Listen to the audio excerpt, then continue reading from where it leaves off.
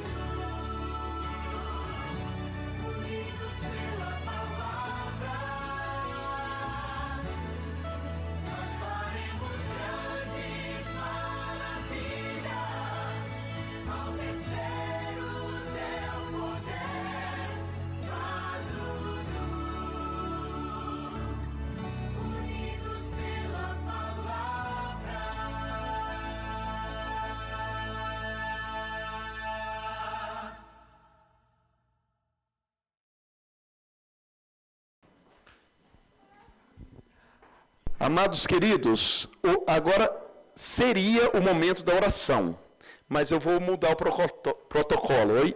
Pode se sentar um pouquinho, porque eu quero apresentar a nossa caravana e aí nós vamos participar de uma oração especial, intercessora, com todos os pastores com as mãos estendidas para abençoar você, tá bom? Você vai sair daqui muito abençoado em nome de Jesus. Já estão sendo, né? É sábado, é dia de Deus, o povo de Deus se unido, vocês já fizeram uma celebração bonita aí dos aventureiros, é bênção pura sem mistura, né? Mas vamos chamar aqui a caravana da região 1, podem vir pastores, a nossa departamental que está conosco também, a Silvana, vou apresentar eles a vocês, vou deixar cada um deles dar uma palavrinha de bênção para vocês também, tá bom? Mas, só para vocês entenderem, todo ano a Associação Paulistana, ela faz essa caravana, e a gente já viu na igreja de vocês, lá no outro lugar, nos anos anteriores, né?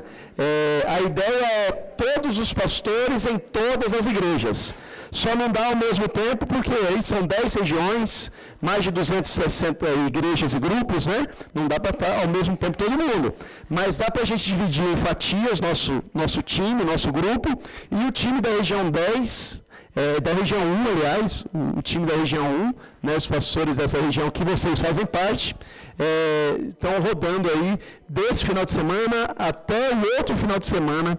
Eu vou deixar que vocês se apresentem, meus amigos queridos, e dirija as palavras que vocês quiserem a esse povo abençoado aqui, em nome de Jesus. Mas a gente está gostando de ver, vocês estão há 3 meses já fora de casa, para a casa ficar arrumada.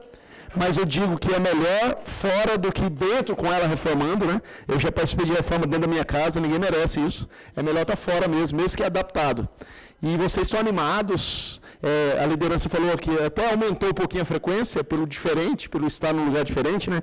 É bênção demais. Tem Bíblia aberta, tem povo de Deus reunido, estamos dentro, né? Estamos juntos. Que Deus continue abençoando vocês aqui e quando ficar pronta a igreja linda, que continue abençoando vocês lá também. Olá, boa tarde. Sou o pastor Igor, pastor da Nova Semente. Trago aqui um abraço da nossa igreja para vocês. E é um prazer, uma alegria muito grande estar participando desse momento tão especial de louvor, de adoração, de pregação com vocês nessa tarde. Boa tarde, queridos. Para nós é um prazer estarmos juntos aqui nessa igreja, né? Uma igreja provisória, como o pastor já falou também. Me chamo Luiz Henrique Sena, sou pastor da Lapa. Há pouco tempo recebi um casal da Vila Buarque, lá na Lapa, e com certeza nós ficamos felizes em poder recebê-los e também estar com vocês aqui também. Deus abençoe a todos vocês.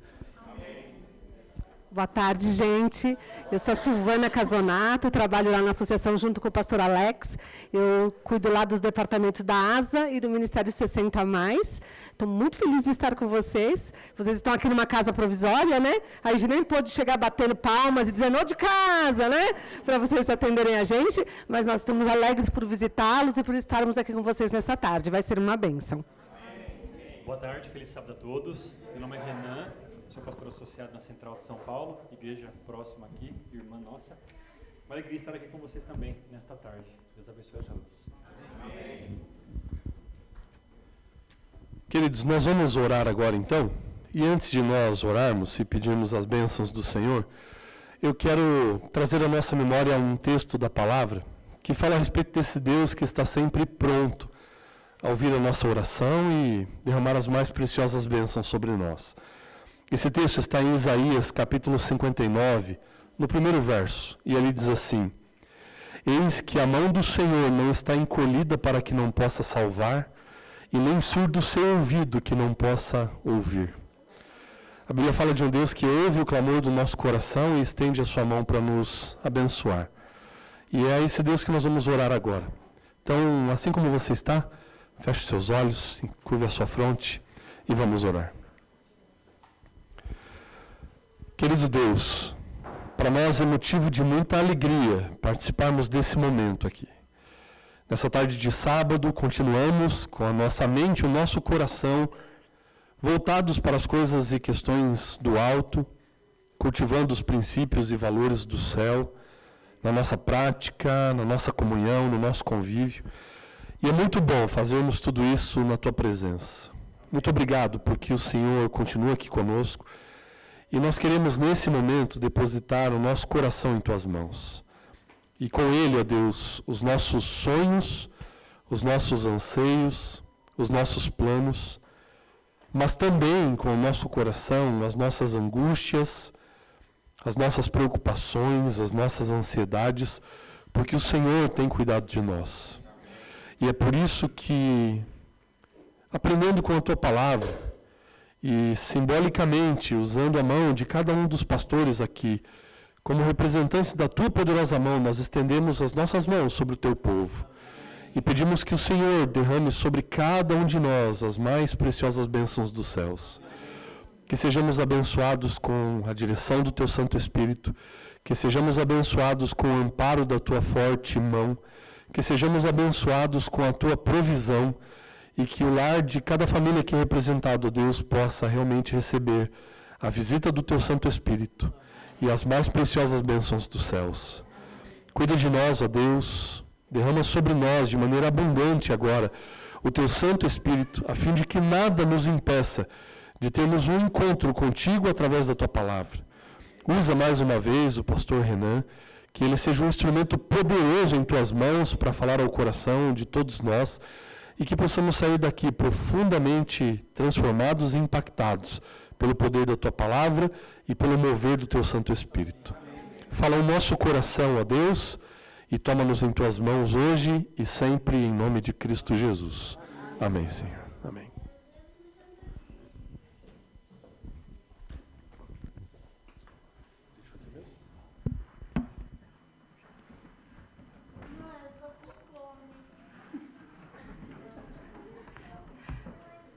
Meu filho também fala a mesma coisa, viu? Eu entendo perfeitamente. Faz uma menção que ele falou que tem pessoas dos aventureiros. Também estão aqui, faz uma menção a eles. Sim, bem-vindos, o pessoal dos aventureiros da comunidade hispana estão aqui. Posso vê-los?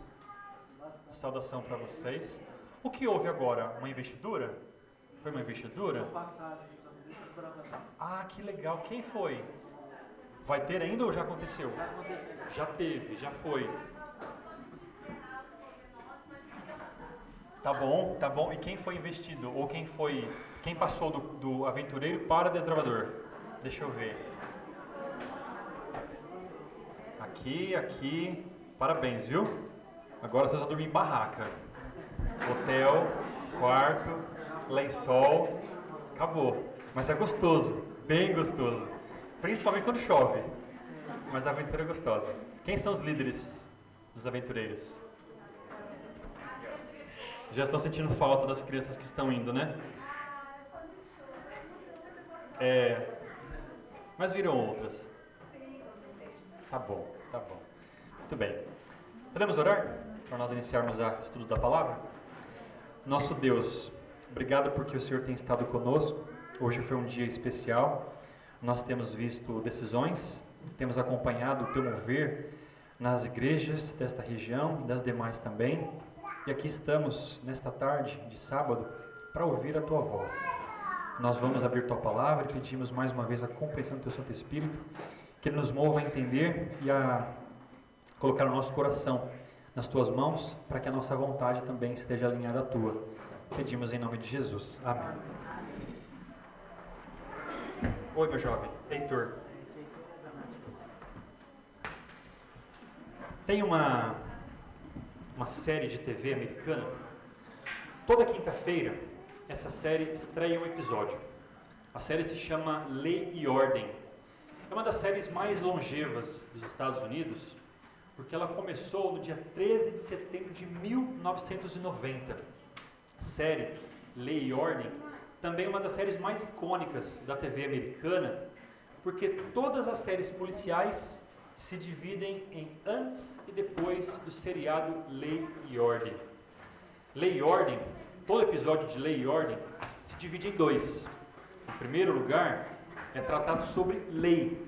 Os policiais, os protagonistas, os personagens desse seriado, eles investigam crimes e eles impõem a força da lei sobre os criminosos. Por isso, lei.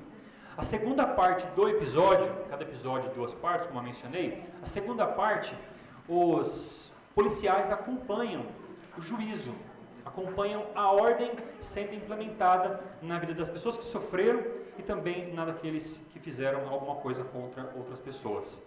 Lei e ordem. O que a série Lei e Ordem tem a ver conosco e com o Evangelho? Foi numa quinta-feira que Jesus enfrentou a sua própria lei e ordem. Jesus estava sendo investigado já há bastante tempo. Jesus estava sendo investigado, inclusive, com respeito à lei judaica. Naquela quinta-feira à noite, já sexta-feira, após o pôr do sol, Jesus começou a ser interrogado no tribunal dos judeus e logo na sequência dos romanos. Os judeus sabiam, os líderes sabiam, que eles não poderiam acusar Jesus com as leis judaicas. Então eles acusaram Jesus de sedição, rebelião, e levaram Jesus para Pilatos. O que Pilatos disse? Abra sua Bíblia em Lucas 23. Lucas 23, verso 13. Jesus agora sendo interrogado por Pilatos. O verso 13 diz: Então Pilatos reuniu os principais sacerdotes e outros líderes religiosos, juntamente com o povo. Verso 14. E anunciou seu veredicto: Vocês me trouxeram este homem, acusando-o de liderar uma rebelião. Eu interroguei minuciosamente a esse respeito na presença de vocês e vejo que não há nada que o condene. Herodes chegou à mesma conclusão e o enviou de volta a nós. Nada do que ele fez merece a pena de morte. Portanto, verso 16, ordenarei que seja açoitado e o soltarei. Era necessário libertar-lhes um prisioneiro durante a festa da Páscoa. Um grande clamor se levantou da multidão e a uma só voz gritavam: mate-o, solte-nos Barrabás. Esse Barrabás estava preso por ter participado de uma revolta em Jerusalém contra o governo e ter cometido assassinato. Eles, porém, continuaram gritando: crucifique-o, crucifique-o. Pela terceira vez ele perguntou: por quê? Que crime ele cometeu? Não encontrei motivo para condená-lo à morte. Portanto, ordenarei que seja açoitado e o soltarei. A multidão gritava cada vez mais alto, exigindo que Jesus fosse crucificado, e o seu clamor prevaleceu. Então Pilatos condenou Jesus à morte conforme exigiam. A pedido deles, libertou Barrabás, o homem preso por revolta e assassinato. Depois, entregou-lhes Jesus para fazer com ele o que quisesse.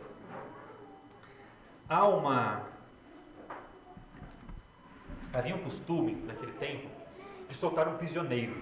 Jesus estava sendo interrogado por Pilatos. Pilatos não encontrou motivo de que o acusar. E pelo costume, ele disse: eu posso libertar Jesus. E posso libertar Jesus pelo costume que eu tenho. Não, liberte Barrabás. Quem era Barrabás? Barrabás era um criminoso. O texto diz que ele foi condenado por assassinato e revolta. Esta era a pessoa que eles estavam clamando para trocar com Jesus. Um criminoso, um assassino, um malfeitor, um revoltoso. Eu fiquei pensando nessa história, me perguntando se eu estivesse junto com a multidão. Teria pedido a mesma coisa.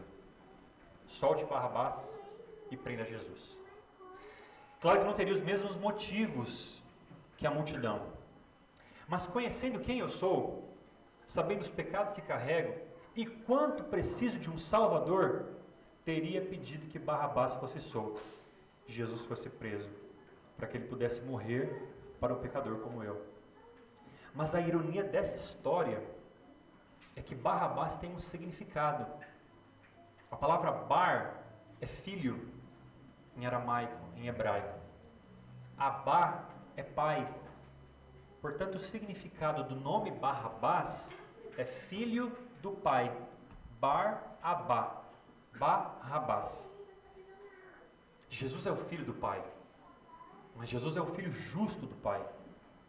O filho injusto do pai foi libertado. E o filho justo do pai foi preso. Jesus foi preso, açoitado, crucificado, para que a prostituta fosse liberta, para que o assassino fosse liberto, para que um pecador como eu, como você, fosse liberto. Além disso, ao longo da vida, muitas vezes nós ouvimos uma ideia, uma expressão que dizia assim: cuidado, o seu nome pode estar passando agora pelo juízo de Deus. E você precisa estar vivendo uma vida reta, regrada, uma vida justa. Do contrário, vai que o seu nome passa justamente na hora que você está pecando. Você já ouviu isso? Eu já ouvi muitas vezes. Mas nessa cena que nós encontramos aqui, quem está sendo julgado? Jesus. E quem está sendo liberto? Barrabás. No juízo de Deus, no santuário celestial, é o caráter de Deus que está sob júdice. É o caráter de Deus, de Jesus, que está sendo julgado. E enquanto isso acontece, Ele está libertando, Ele está justificando, Ele está perdoando cada um de nós. O filho injusto do Pai, que sou eu, foi liberto. Mas o filho justo foi preso. Nós todos somos Barrabás.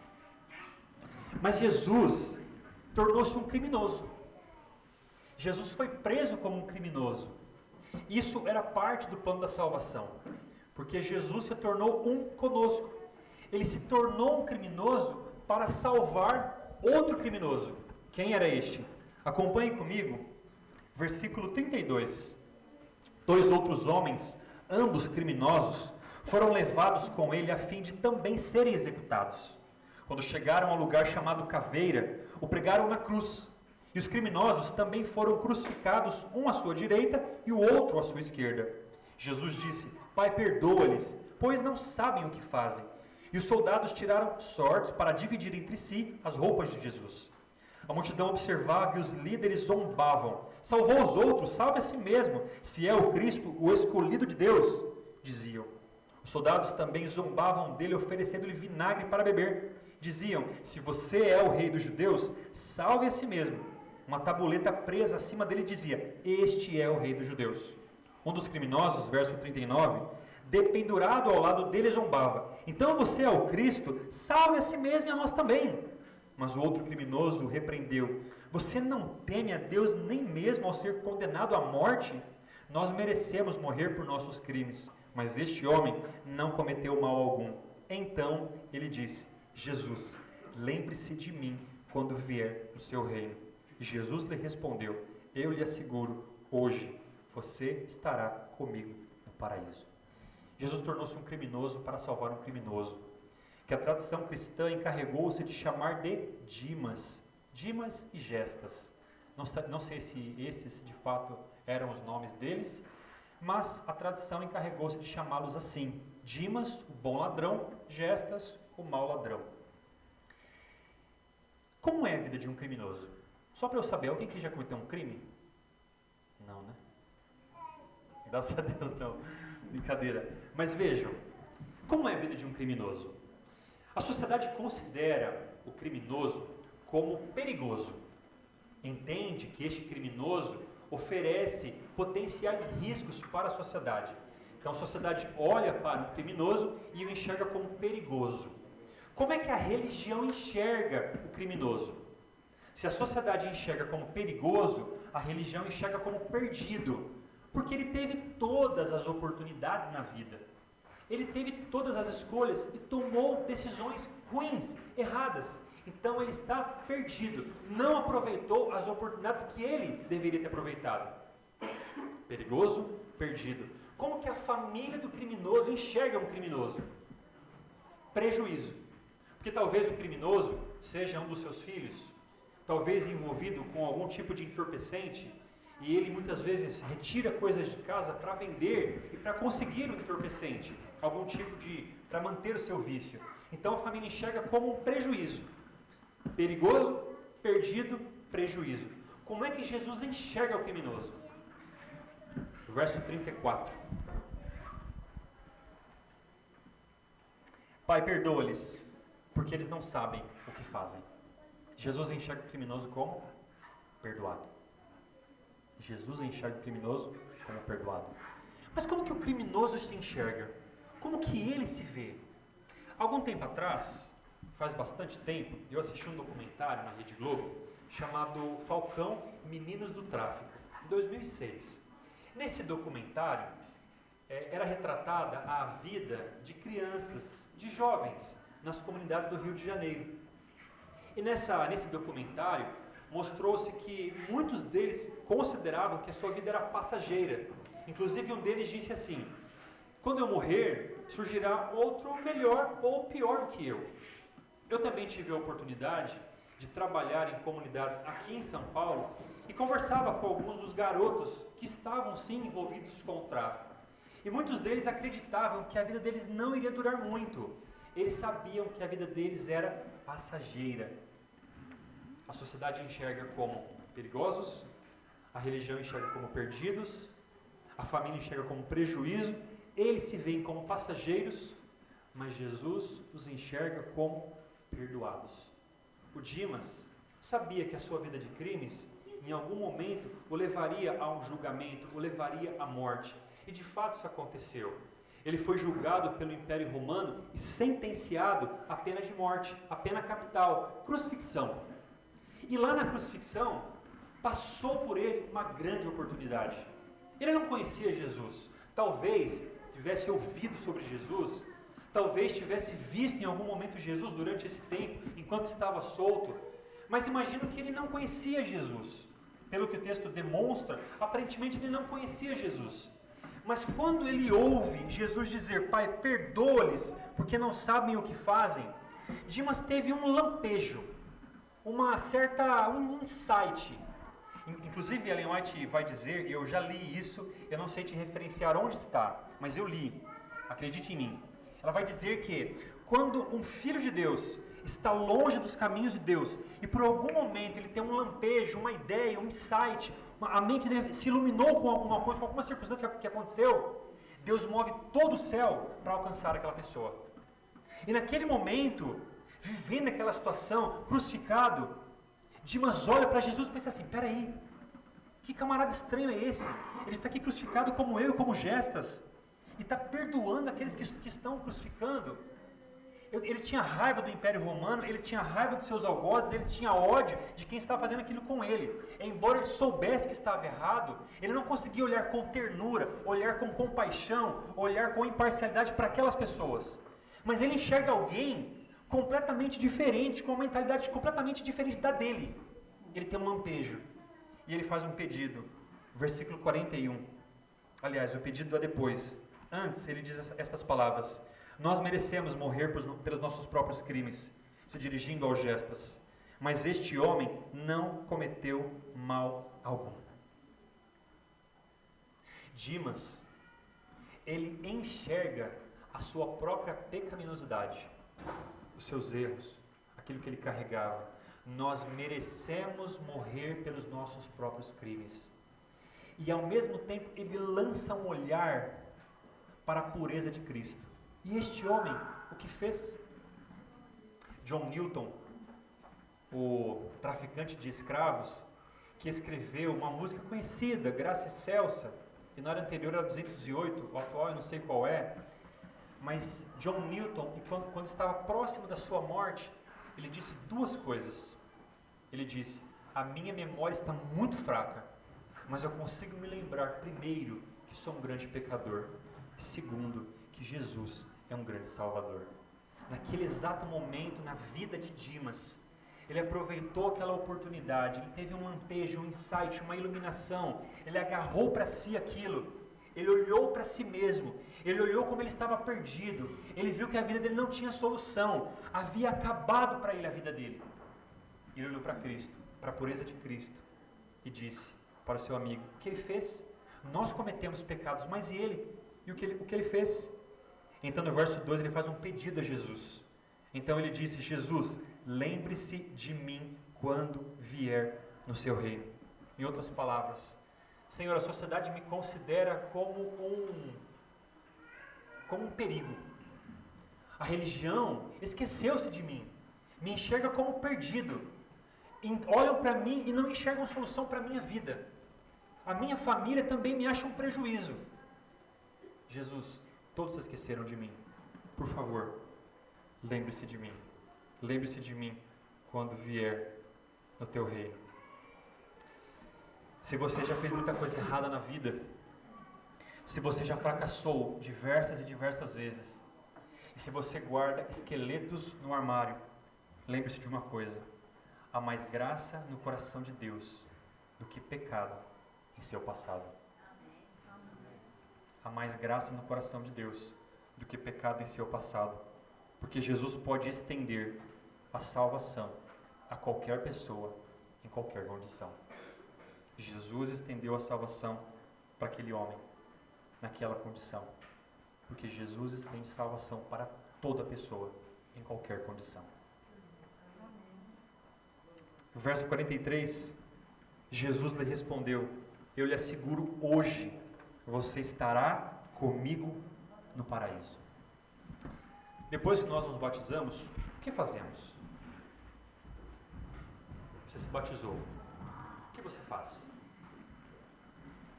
A gente vem mais à igreja, a gente gasta mais tempo lendo a Bíblia, a gente segue uma cartilha.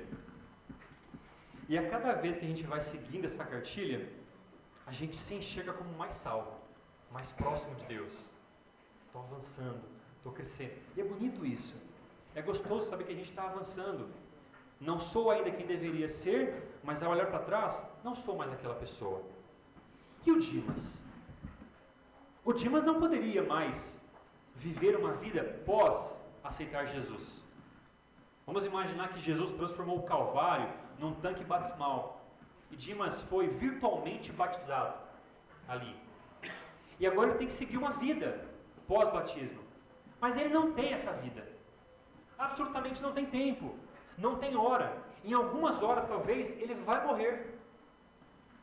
Ele não pode agora usar toda a sua religião, todo o seu cristianismo, para se colocar diante de Deus e dizer: Senhor, olha tudo que eu fiz, olha tudo que eu vivi, olha todos os sacrifícios que eu realizei. Ele não pode, porque ele não tem mais vida.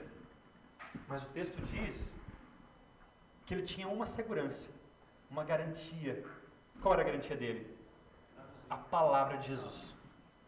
Ele não tinha obras para colocar diante de Jesus. Ele não tinha sacrifício para colocar diante de Deus. Ele tinha uma única coisa que garantia salvação para ele. Qual era? A palavra de Jesus. Isso bastava para ele. Queridos, imagine que você então chegue ao céu.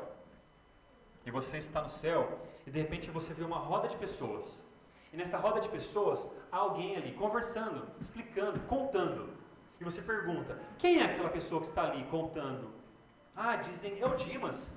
O Dimas, o bom ladrão? Exato. Vou até ele, vou conversar com ele. E você chega lá: e aí Dimas, como é que foi a sua vida? Ah, foi assim, foi assado, foi daquele jeito, foi daquele outro jeito. Tá, mas só uma perguntinha. Você foi à igreja? Não. Você sabe o que é santificação? Não. Você orava? Também não. Tá, como é que você chegou aqui, Dimas? Ele vai dizer o que para você? Não sei. O que eu sei é que o homem da cruz do meio disse que eu poderia estar. O homem da cruz do meio disse que eu poderia estar. E Jesus estende a salvação para qualquer pessoa, em qualquer condição. E Dimas entendeu isso, porque Jesus nos dá a certeza da salvação hoje. A partir do momento que você aceitou Jesus, a vida eterna já começou para você. A vida eterna já começou para você. E talvez alguns tenham dificuldade de entender isso e perguntam: mas e aqueles que aceitaram Jesus e morrem? A ressurreição é uma realidade. E a morte é como uma anestesia geral, que logo você vai acordar na manhã da ressurreição. A única certeza e garantia que nós temos não são os nossos fracassos espirituais, não são os nossos sucessos espirituais, não é o nosso desempenho espiritual. A única certeza e garantia que nós temos é a palavra de Jesus. E ele disse para Dimas e para nós: hoje eu garanto para você a vida eterna. No que depender de Cristo, no que depender de Cristo, nem a morte, nem a vida, nem os principados, nem as potestades, nem a altura, nem a profundidade, nem o presente, nem o futuro, nem qualquer outra criatura poderá nos separar do amor de Deus, nosso Senhor.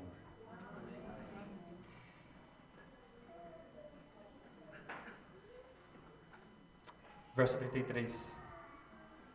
Quando chegaram ao lugar chamado Caveira, o pregaram na cruz. Os criminosos também foram crucificados, um à sua direita e o outro à sua esquerda. 2 criminosos. Os mesmos crimes. Naquele tempo, as pessoas eram crucificadas por afinidade. Então, se você cometeu assassinato, você vai ser crucificado com um assassino.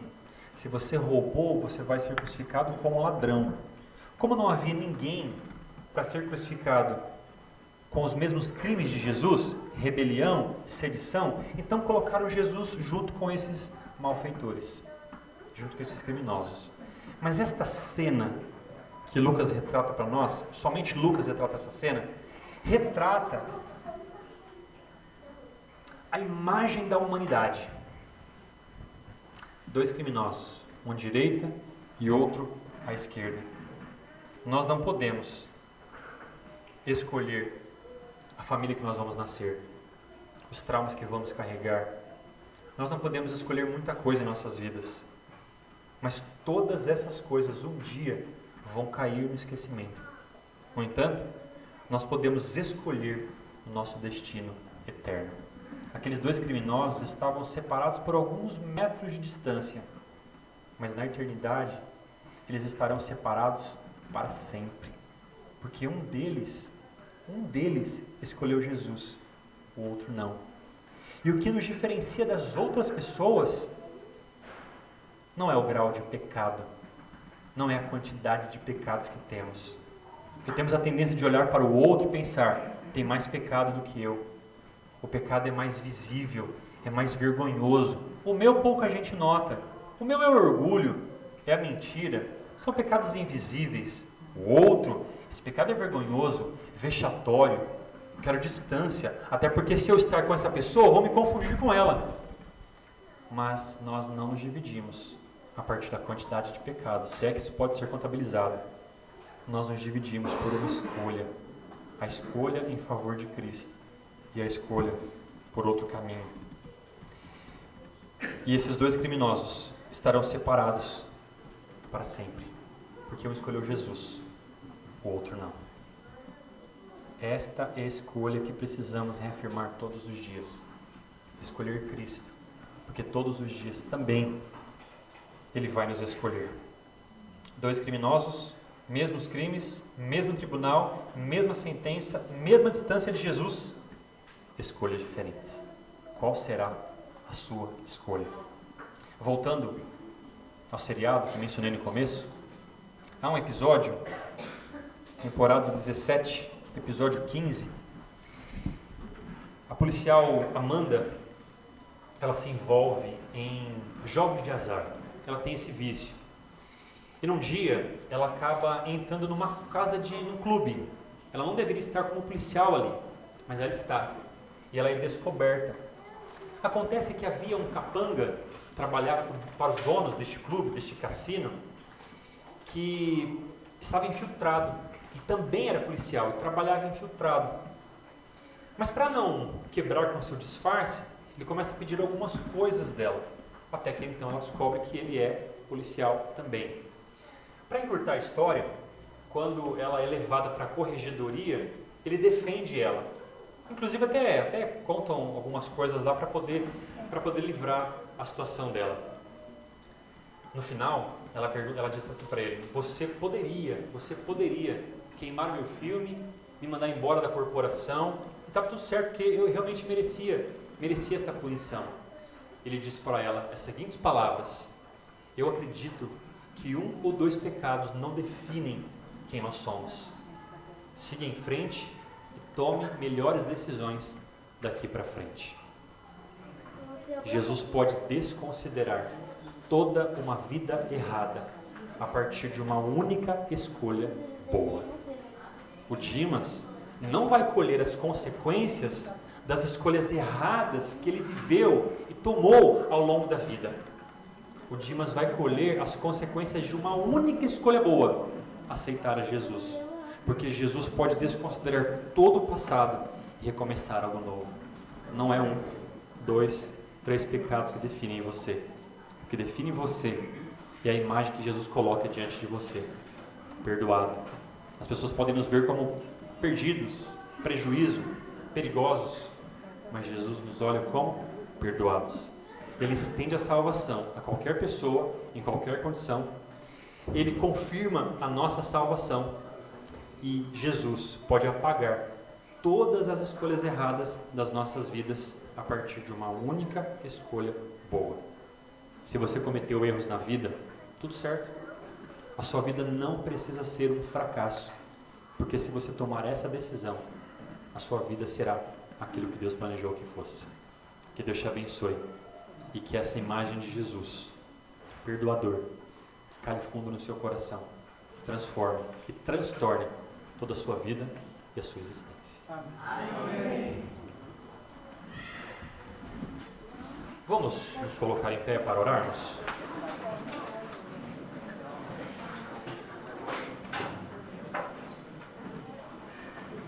Senhor Deus, obrigado pela Tua bondade em conceder a nós a vida eterna, mesmo nós sendo tão pecadores. O Senhor nos amou, o Senhor nos salvou, o Senhor nos aceitou. Quando chegarmos no céu, nenhuma resposta será dada na primeira pessoa, todas em terceira pessoa, porque o Senhor fez por nós. O Senhor nos deu fé, o Senhor nos deu arrependimento, o Senhor nos ajudou a tomarmos escolhas melhores, o Senhor tem nos incentivado e nos motivado a cada dia nessa caminhada da santificação. Mas nós temos erros e carregamos muitas coisas em nossas vidas. Assim pedimos ao Senhor que nos perdoe e nos considere como teus filhos, amados, queridos e recebidos. Nós nos colocamos em tuas mãos, para que o Senhor possa também nos dar a certeza de que os nossos fracassos anteriores, os nossos erros passados, não podem impedir e não podem nos separar do teu amor. Que essa certeza, que essa verdade transforme e transtorne o nosso coração. Nós pedimos a tua bênção sobre esta igreja, sobre a sua liderança, sobre o pastor Anselmo, sobre os pastores que estão aqui conosco durante esta caravana, que a tua presença no caminho conosco, que o teu amor nos persiga, que a tua bondade corra atrás de nós. É o que lhe pedimos, por Cristo Jesus. Amém. Deus abençoe, queridos. Foi um prazer estar com vocês. Deixar com o Alex comer. Nós vamos entregar de volta os momentos para vocês, dos aventureiros, porque pelo que entendemos, vocês deram uma pausa e vão dar play de novo, né? Ótima festa, maravilhosa para vocês desse exército de salvação. Que Deus abençoe a diretoria, os pais. Eu quero apresentar só, no nosso fechamento, um casal que chegou um pouquinho depois, mas chegou depois culpa minha, tá? Porque eles foram lá na igreja em Reforma e falou, o que está acontecendo? Eu falei, esqueci de passar a atualização. É o pastor Israel e a sua digníssima companheira, a Tamires. Né? Ele é pastor lá da Escola da Liberdade, também da nossa região 1, né? Deus abençoe, continuamos juntos.